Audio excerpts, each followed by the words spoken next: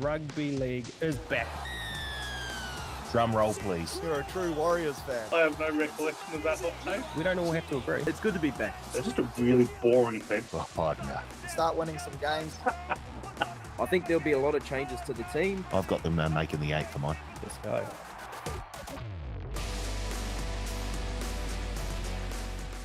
Welcome back to the Advantage Line, your one-stop shop for all things rugby league. I'm in studio this week without my good friend Carl Tiley. He's out and about, I think, raising money for charity, doing God's work. Well done. So where do we go from here? Why don't we head up north first? And I'm guessing Papamore and our good friend Blake Ashford. Yeah, mate, Paulie, that was a nice, friendly thing for Carl because he definitely did not. My friend Paul was not here last week. You were rubbished. I don't know if you've listened to it. I was probably one of the only ones that didn't rubbish you, my mentor. So it's good to be back alongside you here on the podcast today. Yeah, cheers, Blake. I always knew that you'd have my back. Another one I'm sure who had my back is my good friend Surly from a wee bit further up north, across the bridge on the North Harbour side of town. Yeah, mate, we were just singing your praises, myself and Blake. I can't say the same thing about the bloke from across the ditch or your normal co-host who hasn't even showed face today because he was that worried of the repercussions of what he was saying about you. Well, why don't we head across the ditch to a man who I would expect to bag me at every opportunity he got, and if he didn't, I'd think there was something wrong with him. My good friend, Nick Tedeschi. Exactly, Paul. If anything, I probably held back a touch. I thought I was probably being extremely kind by suggesting you'd probably never show your face on the podcast again. You may or may not be suffering from some life-threatening disease. We were gone missing for a long time, but no, you're here, you're back, you've showed your face. I certainly wasn't critical of your math skills, your spreadsheet, your spreadsheet skills, and the podcast certainly didn't run a lot smoother last week. But anyway, we'll move on. Well, we're back to normal this week because the spreadsheet hasn't been updated because there's been a few things going on here at TAB HQ. So I'm going to rely on you guys to be honest and let me know how you all went with your punting last weekend. Why don't we start with you first, Blake? Pretty good, I think, from memory. Obviously, I had the Jillaroos, which got us all home and happy. I did actually have the Cook Island side plus 18 at the start in my multi until Nick Tedeschi convinced me otherwise to go, but the rest of the multi lost anyway. Obviously, backing England in a tight one, backing Australia in a tight match didn't serve me well either. So I think it might have been 1 out of 5 or 1 out of 4, however it's set. Surly, did you do any better?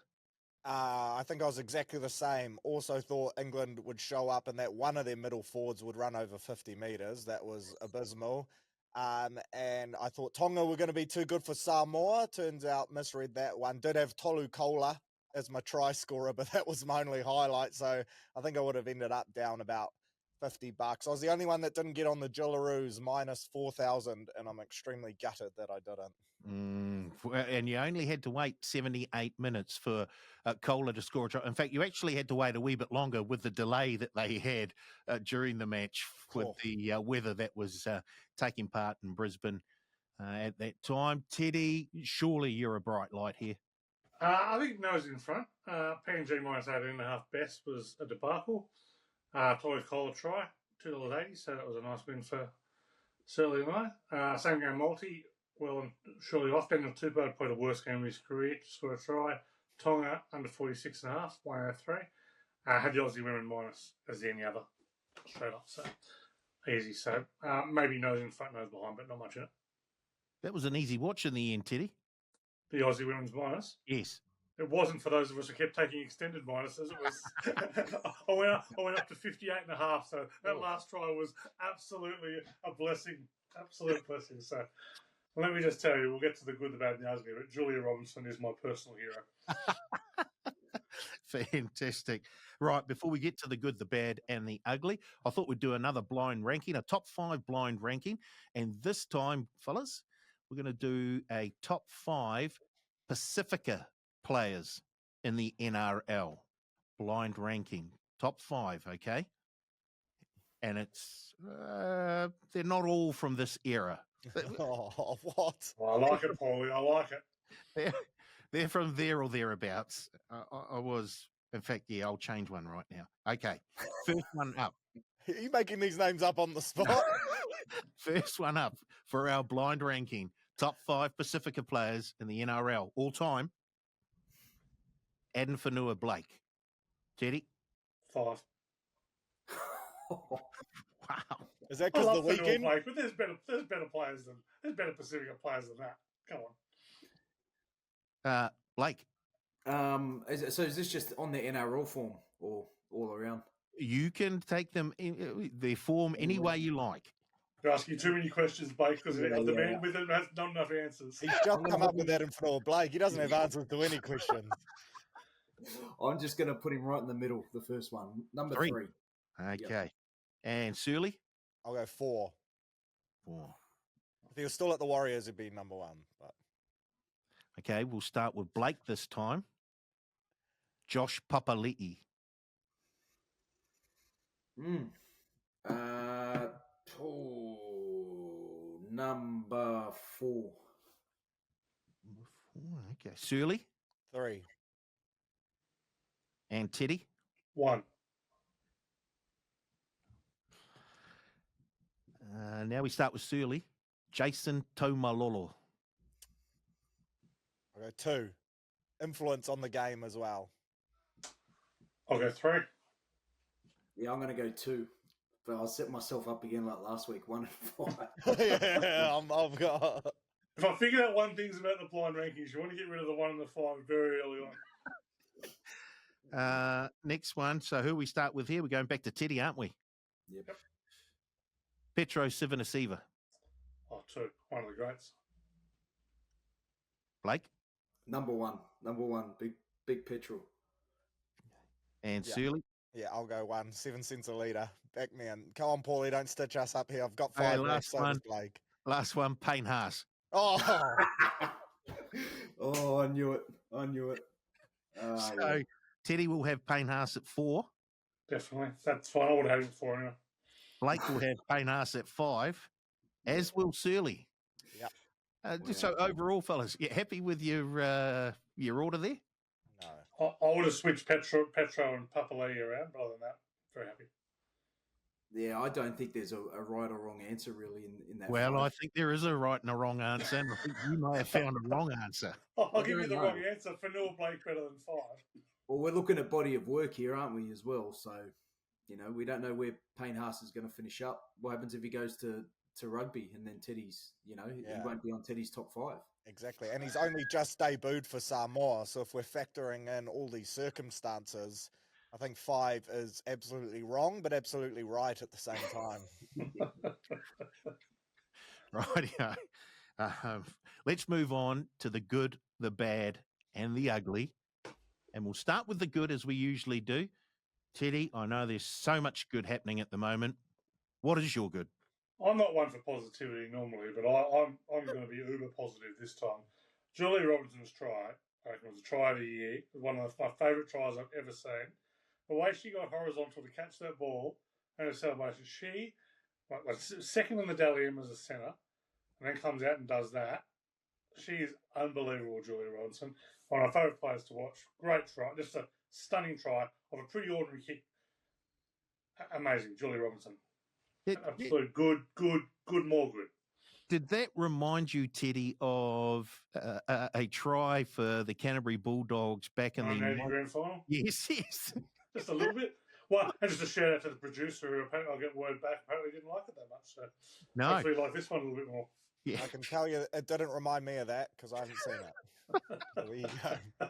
Well, Surly, seeing as you're talking, what was your good for the week?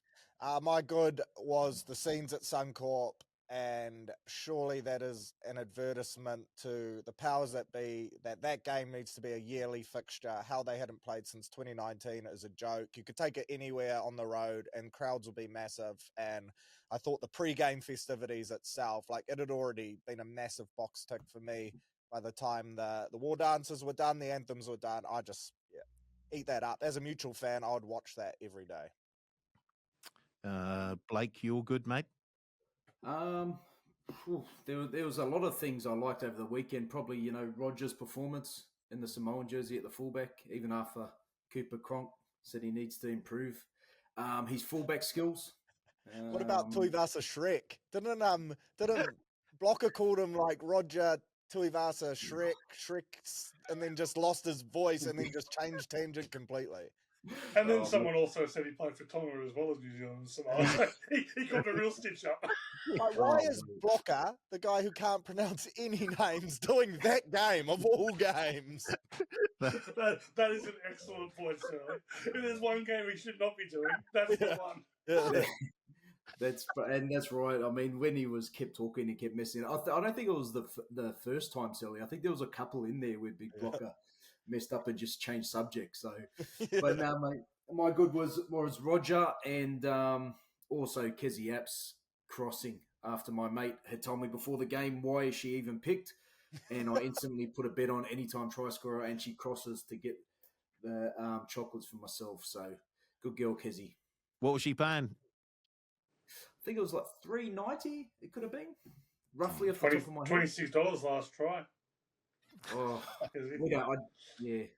think we only got anytime try scorer over here. So anyway, yeah.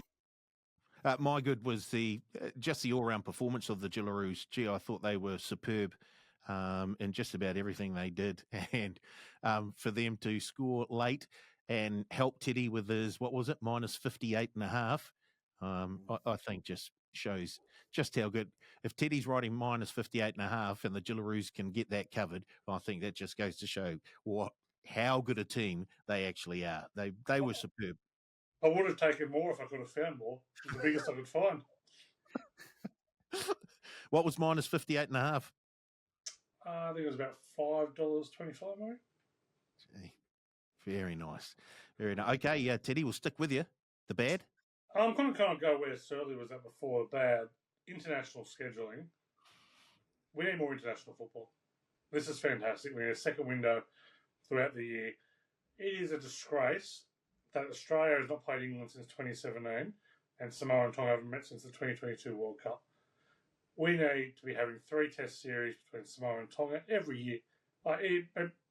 Regardless of what happens, some will be in the Pacific Championship, some won't be. I don't care.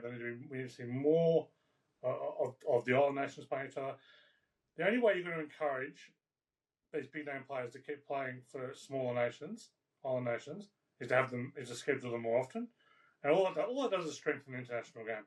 We've seen how France have fallen off. France beat Jamaica on the weekend, qualified for the 2026 World Cup. Unfortunately, they're not playing any Tier 1 nations at the moment. Australia knocked back a chance to play them in the lead-up, which was a disgrace. We need to be getting all these countries involved and playing more often. Simple as that. And that's I'll just jump in there. So that was my bad as well. Probably the scheduling and just how they haven't managed to play. And the Ashes, that's something I grew up with. Waking up early to watch the Ashes and now not having it on for years. And I think the English game used to be so much stronger. The test matches used to be something you wake up for, and you sort of didn't know the result. You always thought the Kangaroos would win, but and to your point, Teddy, I saw the the countries that have put their hand up or bidded to host for the next World Cup, and there's some names I didn't think that knew anything about rugby league. We had Kenya, South Africa. There was a couple of countries. I think even it was Croatia Czech Republic. I think was in there as well. So it's good to see that it's slowly growing. Yeah, it's fantastic. Did you say, Surly, what was your one?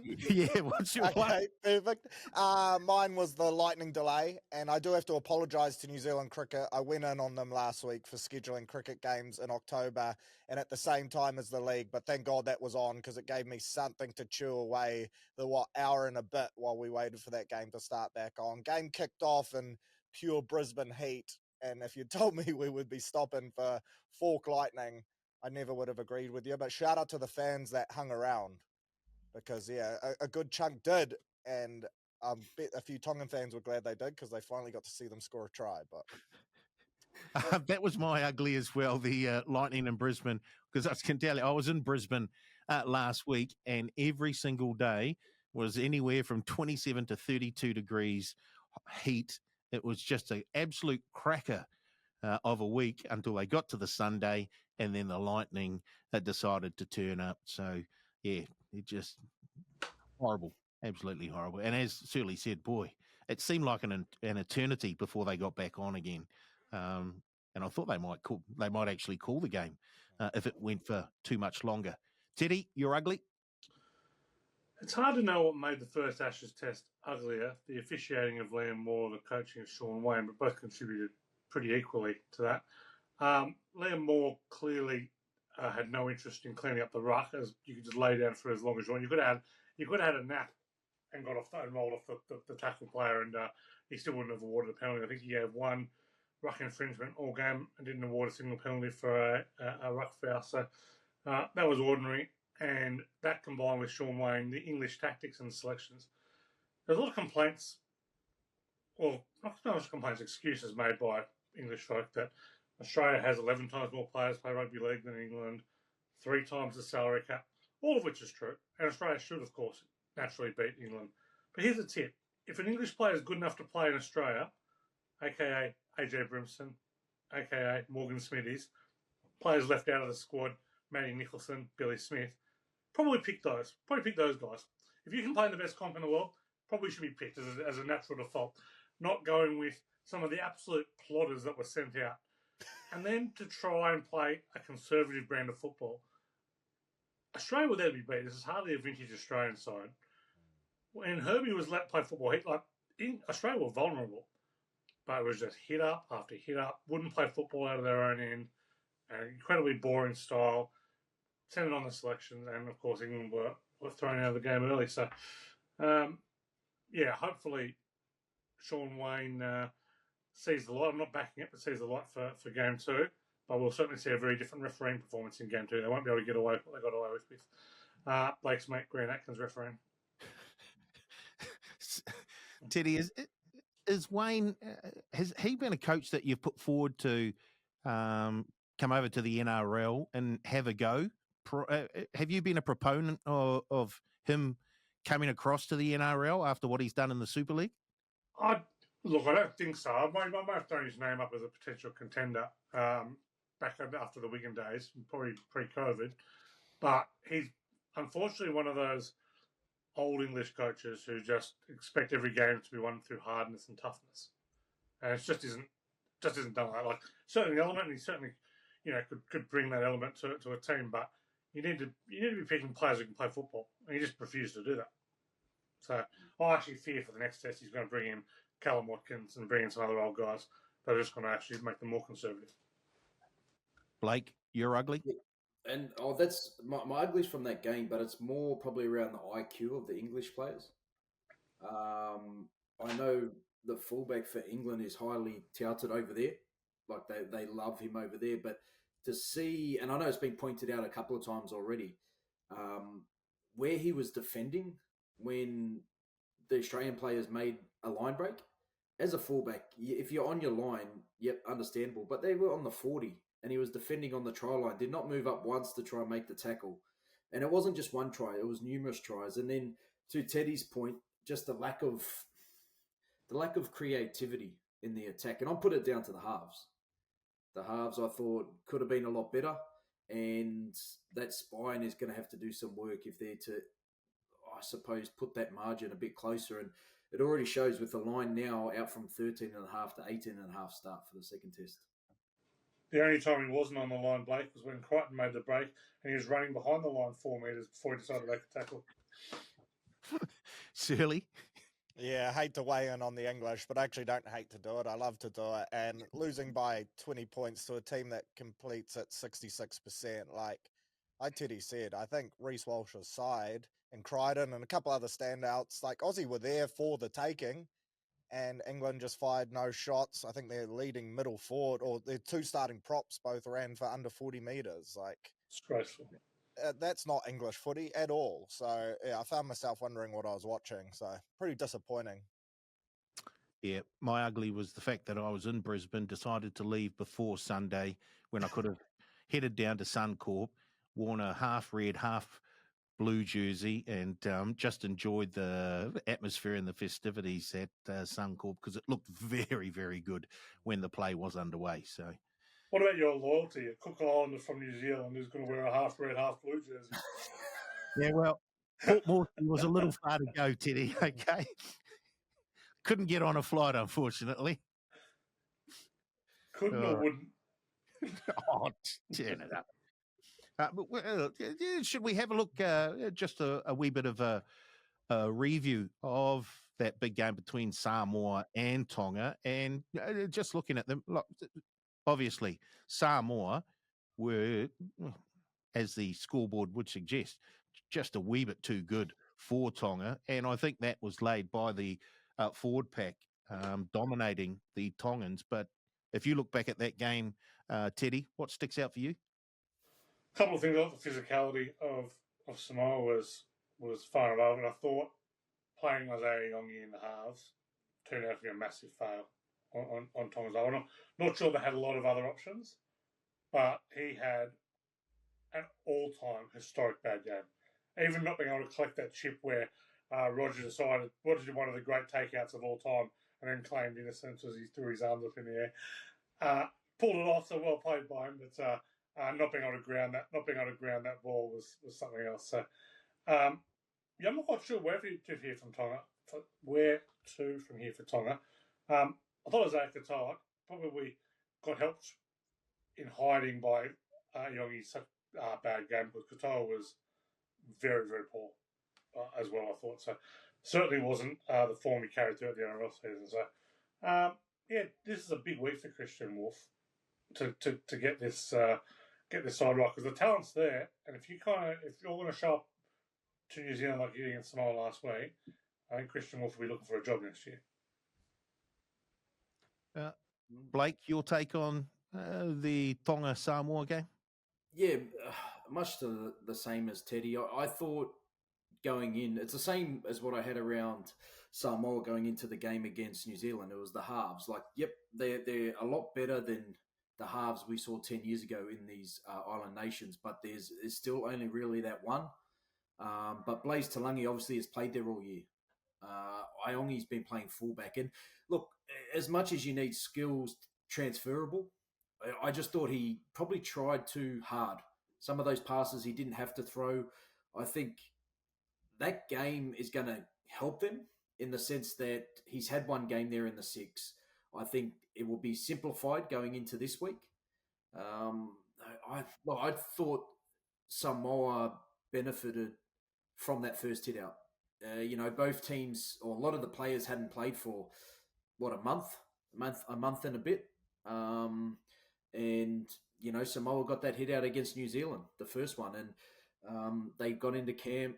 They had a good one in Brisbane, and I just thought, like you said, after that first loss to New Zealand, it's sort of the result that we all wanted, though, as well. We wanted Samoa to win because now it means this game this weekend, there's so much more to it. But I think Iongi will be better for the run. I think that Tonga will be a lot better for the run. And I think we're going to see a lot closer game this week. Surely, Iongi, who, played pretty much the whole season at fullback for the Parramatta Eels, they say that good players have plenty of time and the game slows down for them. It looked like Iongi was doing things at speed because he couldn't read the game properly. And that missed try was a great example. He had all the time in the world where he could have just slowed down, grabbed the ball and dotted down. He rushed it and lost, and then tried to bluff the referee with a big celebration afterwards. Teddy says they may not have many sort of other options in the halves. Can you see him growing into that position?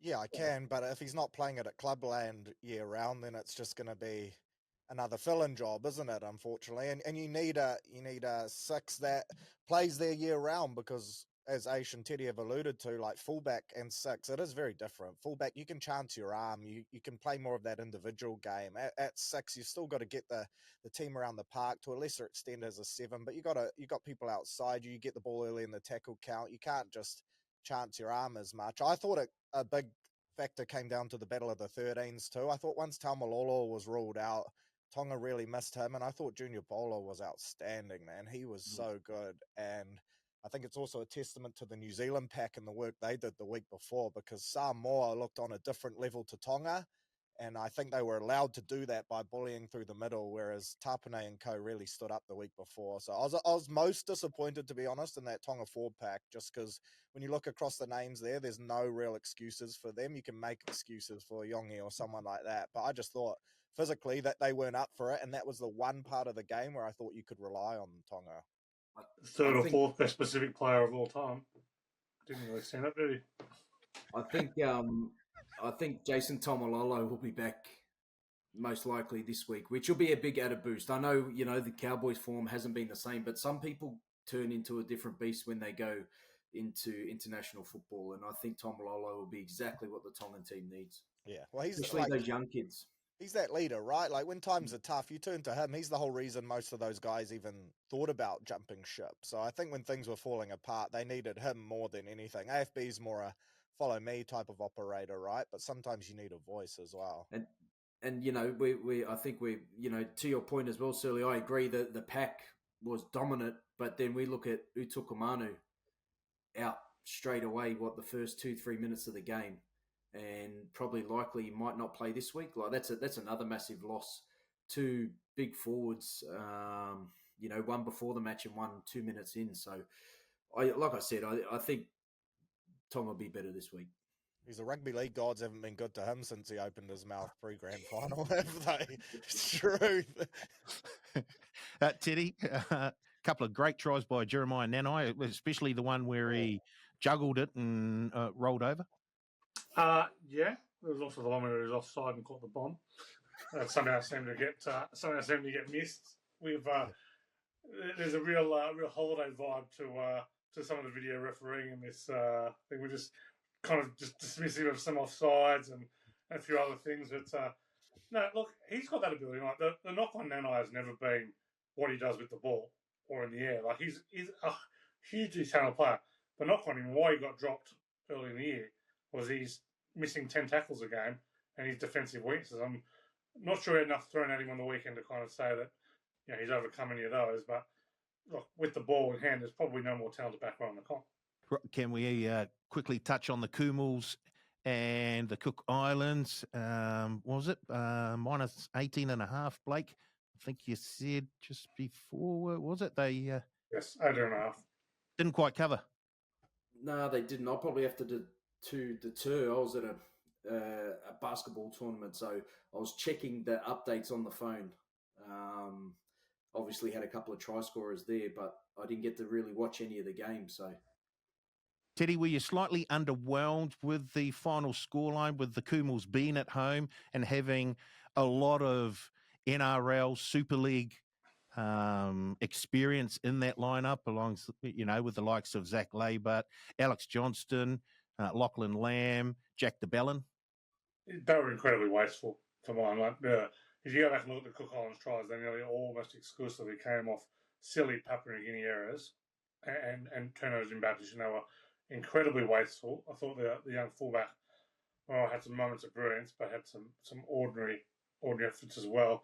And left edge defence, Nixon probably played the worst game I've seen him play in his national colours as well. So I thought he was ordinary out there.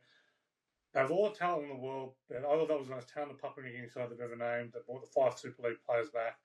I thought Reece Martin led from the front. I thought he was fantastic, but they just could not hold onto the ball and gave Cook Islands too much field position. And for whatever knock there is on the Cook Islands, and the defence is obviously not great, they can score tries. We've got someone like Kaeliro out there. They've got plenty of talent that can score tries. And an underrated player, young Ruben Rennie, played a lot for Newtown, playing for Toulouse now.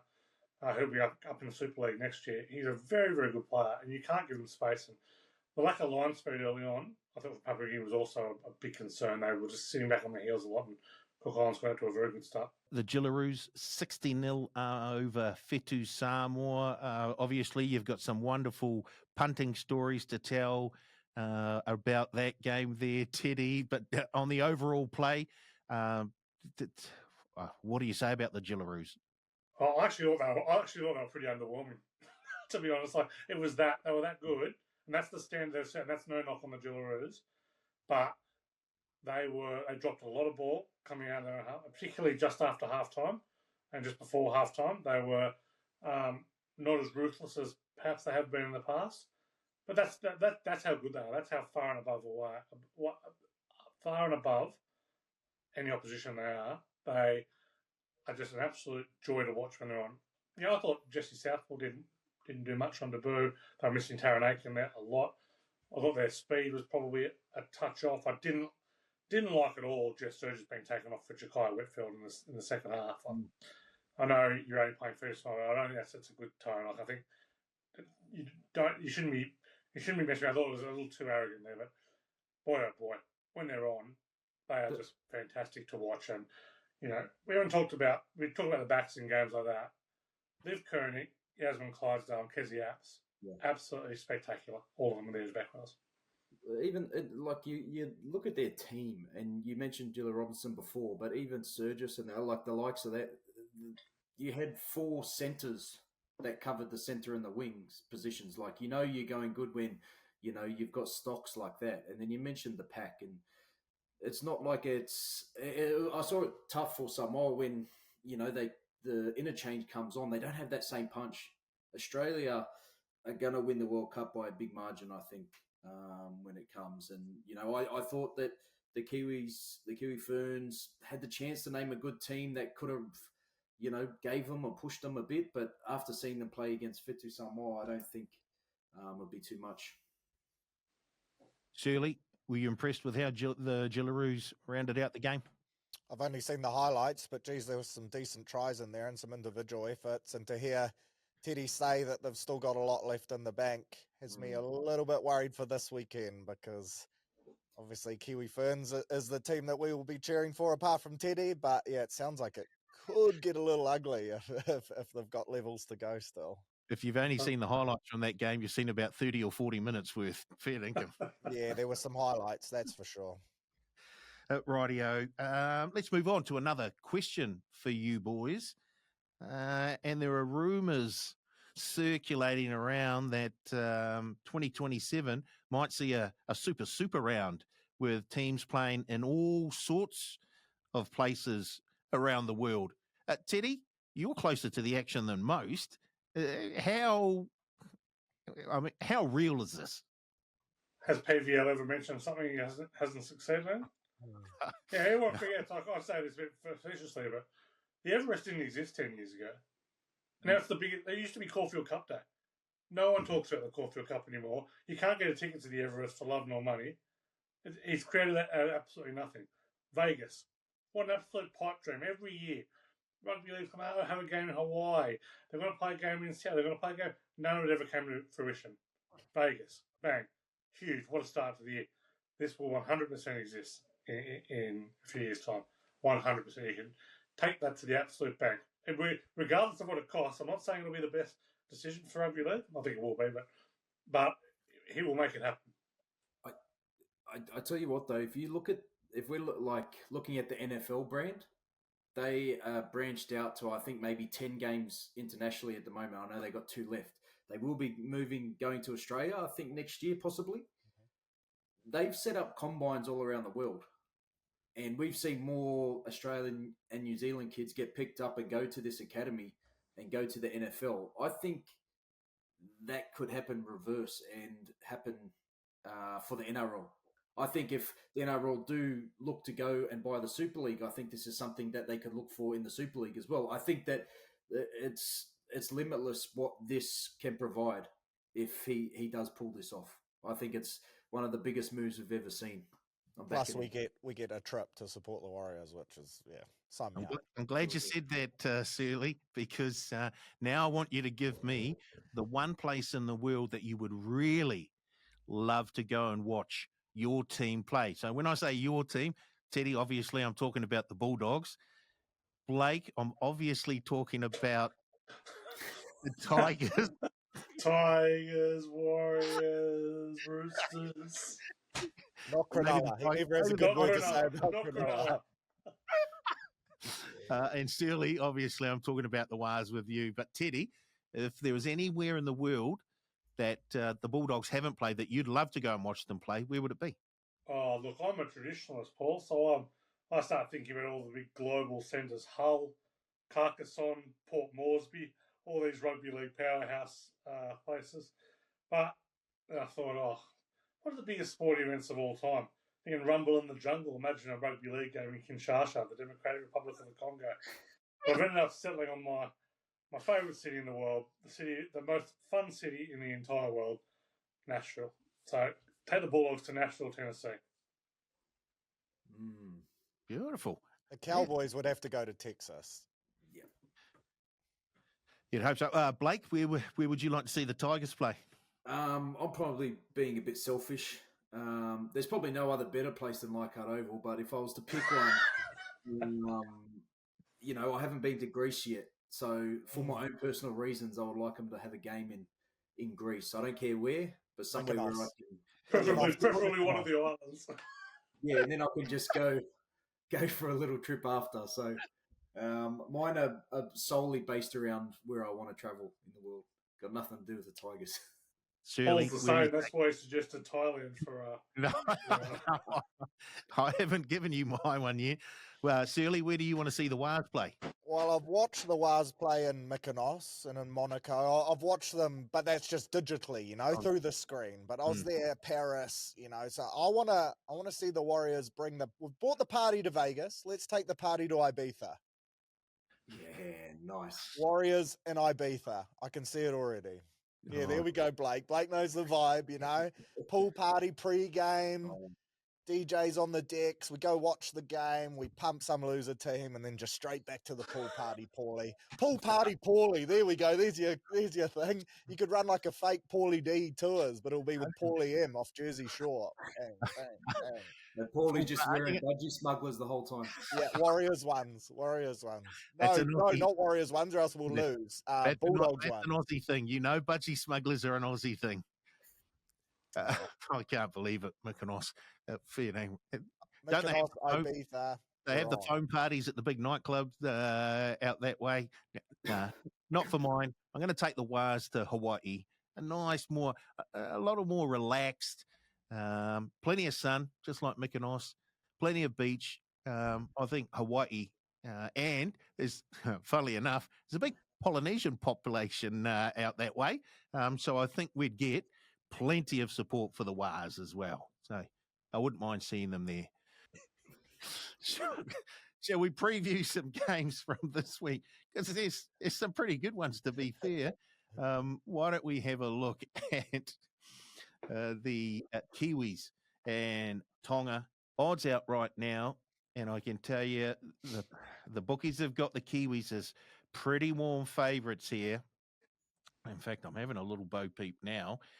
They're $1.35 the last time I looked, and the Kiwis right now are $1.35. Tonga $3.20.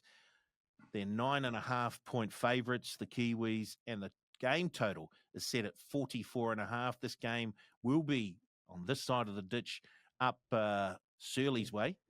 Teddy, any sort of lean at the moment? Well, you got any stats for it? Yeah, well, it doesn't seem very short. New Zealand won 6 of the 8 games played against Tonga, 2-2 the last 4. Tonga won last year, 25-24. 7 of the 8 matches played, 48-plus points, so potentially an overspot here. Notable advantages for, I think, New Zealand in the halves, middles, and hooker. Notable advantages for Tonga, fullback, wing, and on the edge. New Zealand lost to Australia and Tonga in the Pacific Champs last year, beat Samoa 24-18 in the first, probably lucky to get away with that one in the end. They only lost once to an Australian side to 20-18, but that was Tonga last year. Tonga had won one of their last 8 tests, but that was against New Zealand, 25-24. Smoked by Samoa, 6 of their last 7, 40 or fewer. Look, I came into this one probably going back to New Zealand thinking this will be a -2.5, -3.5 game. 9.5. I've just got to take a plus here. Like, it's too big. We talked about leading into the series how even this was and how you could kind of throw a blanket over any of them. I'll take plus 9.5 any team in this competition. So give me the plus. Blake, no Mulitalo, obviously, with his injury. So that's a bit of a knock for the Kiwis. The 9.5, does that look enticing to you as well? I remember Teddy changed your mind last weekend. Has he changed your mind this weekend? Nah, because my mind was exactly where Teddy's was this week. I was that's Let's hope not. Whether that's a good thing or bad. We on those websites too, Blake. But probably feature in my betting when we get to the bets. But certainly probably know more around the ins and outs of the Kiwis team and a couple of the injuries. But I just think with Tonga, we've just touched on, them finally getting a hit out. I think with Tomalolo back, I think the inspired leader, they're going to be a lot better. And look, I just think it's going to be a close game. I didn't see the touch-up on the weekend. I didn't see that coming. So I think all the fans have got what we wanted. This isn't a dead rubber. This is a match to see who plays in the final. So one of these teams will be in the final, and all chips are in. I can't wait for it, but I do think we'll see a better performance from Tonga. Certainly, the teams haven't been named as we record this on a Tuesday, but if you look at what happened last weekend, and then, of course, what happened the weekend prior, that 9.5, does that look a wee bit large for you as well? Yeah, it does. I think the loss of Jeremy Marshall-King's going to be big as well at 9. I thought Phoenix Crosland was really good when he came on there, but, an out-and-out 9, a ball player that can be creative around the ruck and take some of the playmaking pressure off of Kieran Foran and allow a Dylan Brown to do his thing is going to be a little miss there. Zach Docker-Clay and Tamare Martin brought in. For those two, that's not a winger, so there's obviously going to be a backline reshuffle, whether that's Keanu Keeney in at the back, Chance moves to the centres, McLean to a wing, there's Seb Chris in the squad, so maybe you just change one position and keep the rest the same, but it's going to be interesting to see what the Kiwis do. I think it's going to be a Red Sea at Eden Park. I think it's going to be 99% Tongan fans, and I think they are going to be embarrassed after that performance on the weekend, so I expect to see them lift. I think it's going to be physical as anything. So, yeah, the plus 9.5 is appealing. I do have the Kiwis to win, though. But I'm interested to see these teams. Teddy, no Jeremy Marshall-King. That he's a big chunk out of that 9 jersey. Yeah, real big chunk. I mean, I'll be very interested to see what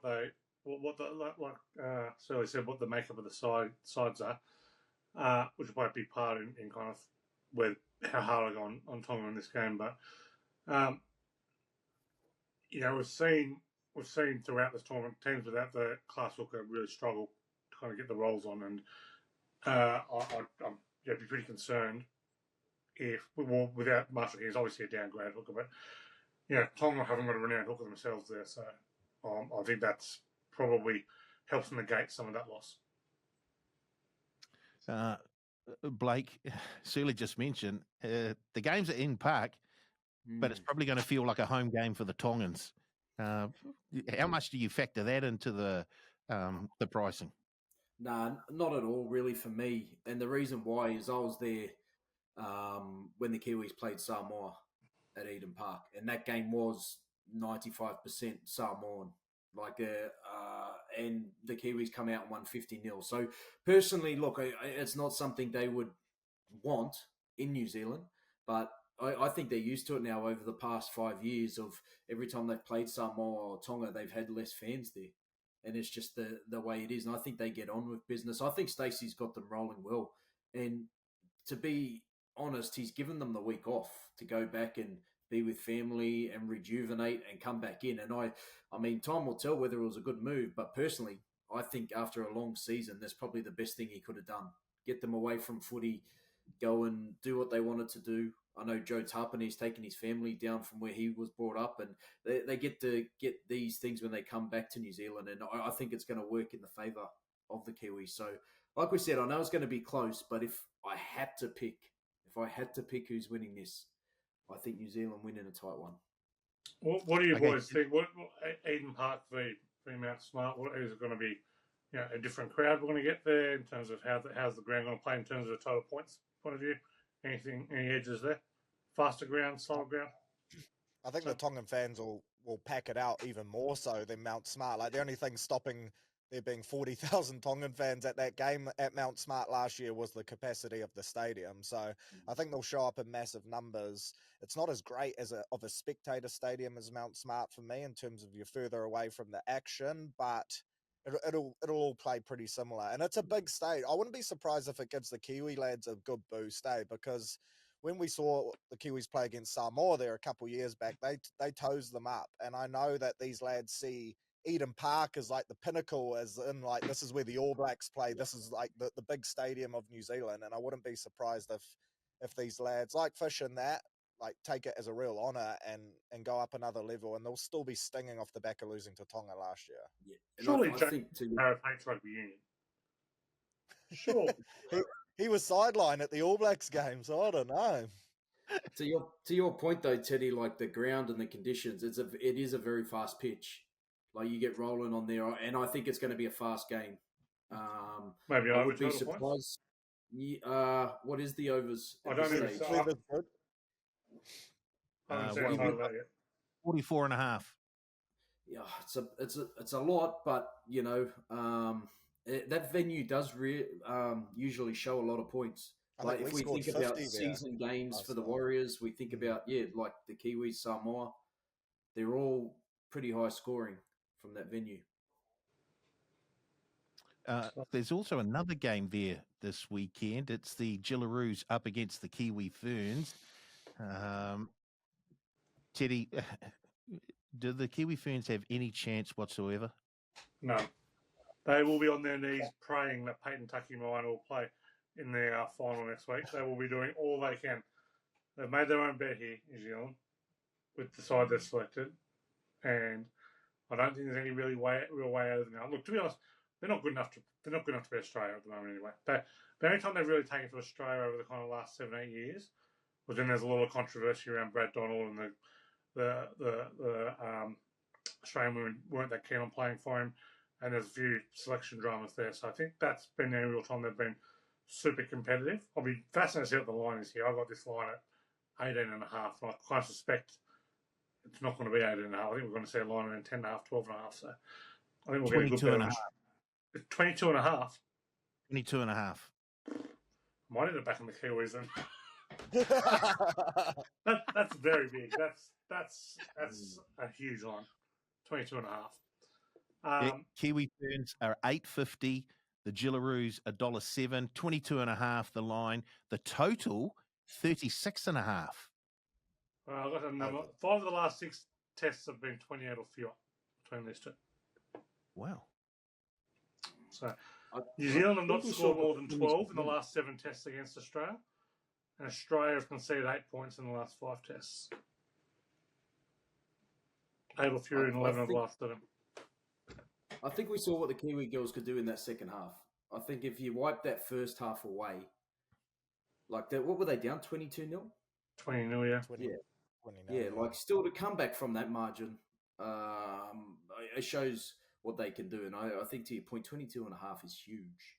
Yeah, that's It nuts. is Like, especially when Capwell was missing some goals the other day. Yeah, like right. I thought she played ordinary as well. So, yeah, that's interesting. That's real interesting. I'll have to be on the plus on that one. From what I've heard so far, Teddy is dying to have an anytime try scorer bet on Peyton Takimaina. So he's pushing for her to be selected, because I get the feeling that he sees a wee bit of value there, as well as the plus 22 and a half. Oh, I don't see any value on any New Zealand try scorer in this one. I see a bit of value on the other side. Surly, any hope for the Kiwi Ferns? It doesn't sound like it. I think at full strength, then this would be a heck of a clash, because we've seen the talent that this Kiwi Fern side has when everyone is available. But yeah, it seems like just wrong time at the moment and wrong squad for us. So we'll have to wait for the World Cup, I think, to see that clash that we want to see between the Jillaroos and the Kiwi Ferns. Righty-ho, what is the time? Oh, yeah, we should probably look at wrapping this up pretty soon. Should we Random. get some punting for this coming weekend? And, of course, no teams have been named yet, so we won't have odds out if you're going to take a same-game multi, but I'll make sure that spreadsheet is updated. No, you won't. There's my Remember your best bets, man. bet of the week. Paul not updating the spreadsheet. Yeah, All in remember one. your own bets. Oh, gee. Shall we start with you, Teddy? What are you going to do with your 100 this weekend? Oh, it's 150 to start with, Paul, so let's go with that. This is a guy with a spreadsheet, so he's off to a flight. I'm going to have my best bet on Papua New Guinea plus 3.5. I had them 5.5.5. Can't believe they're outside this one. They're about 10 with Fiji. Anytime try, I'm going to go Angus Crichton in the Ashes. Nice for us to preview the Ashes as well, Paul. Thanks for that. Angus Crichton loves these games. He's obviously, I thought they would have shifted him to the right and Hudson Young on the left. He's playing on the left. It's just a great matchup for him, and he runs hard. And I'm guessing against this England team, running hard will be half the battle to us scoring a try. So, same game multi. This is going to be, I don't know what this will pay, but it's going to get up. Tamika, Julia, Jess, anytime tries. Might pay $2, might pay $3. If you're lucky, it'll pay $4. Bang, get on, that'll win. And then the other, I'm going to have a little spec on Tonga to win at $3.20. Don't love it. Think New Zealand's a better team, but at the odds, $3.20 is a big price. Tonga. That same game multi was $2.90 on the weekend, I believe.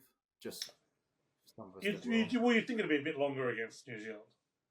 Yeah. They were 46.5.5, but yeah, it was $2.90, and I know you had it, Blake, and so did I. It was delightful.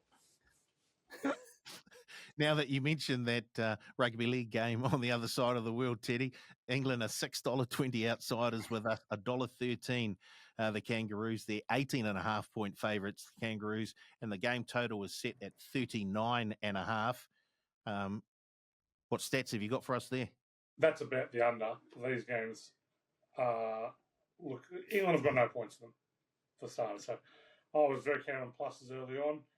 I won't be doing that anytime soon, but for the last 6 Australian wins over England, been by 14 or fewer.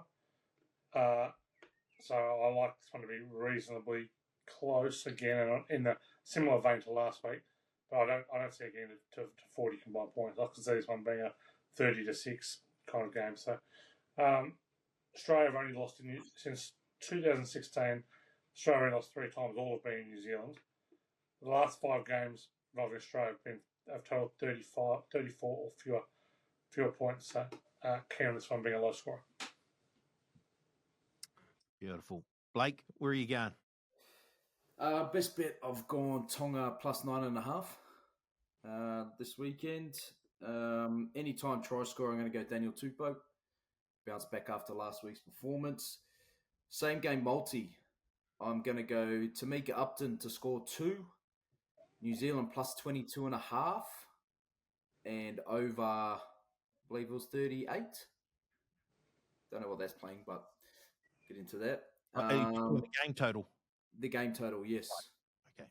And anything else I had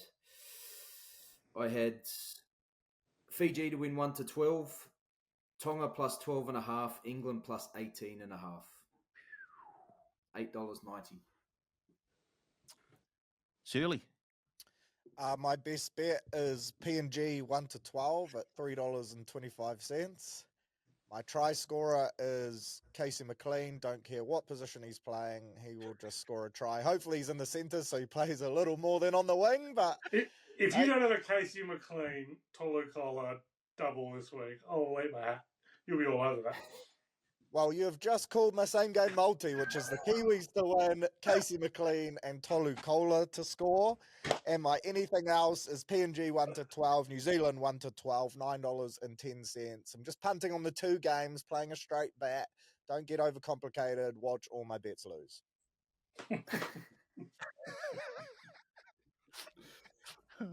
Paulie, what are your bets? My best bet, the Kiwis and the Kumuls both to win. Head-to-head only. Can I change mine then? Yeah, you can if you want. That's ridiculous. My try scorer, I'm going to go with Julia Robinson to be the first try scorer in that test match this weekend. My same game multi, I'm going to go Tamika Upton to score a try, Julia Robinson to score a try. Who was the other one you said, Blake? Was Yeah, it Kizzy no, I just Surges. Surges. Oh, no. I'll go Tamika Upton, Julia Robinson, Isabel Kelly, and Penatani Gray. There we go. Not giving the Kiwi Ferns much chance then. Yeah. I didn't say that they weren't going to score any tries. I just haven't picked any of them. And then my anything bet, I'm going to go Tonga to lead at halftime, Kiwis to win. Boom. Done. That's it for another week, boys, I think. Anything else to add? You heading along this weekend, Surly, Blake? Yeah, can't wait. Looking forward to it. Shout out to Luke Metcalf as well. Obviously listens to the Advantage Line and thought, I need to put pen to paper, can't break the lads' hearts. Yeah. No other club on his mind except for the Mighty Warriors.